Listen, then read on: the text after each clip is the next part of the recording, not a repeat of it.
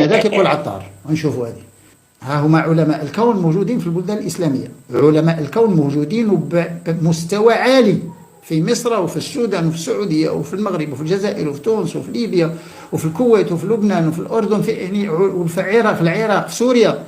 يعني علماء الكون يعني في جميع التخصصات، يعني مستوى هائل أكثر من اللي هاجروا لأوروبا وأمريكا. ها هم الآن ساكتين ومخلي الكهنوت يفعل ما يشاء. لماذا؟ لأن واحد الجانب يكسب يعني صلي ولا لا تصلي. مثلا الميدان الطبي الآن لا يتكلمون، كيربحوا الفلوس. يعني هو يعني ما عنده كاع هو مع المسائل هذه، مع كهنوت ولا شيء.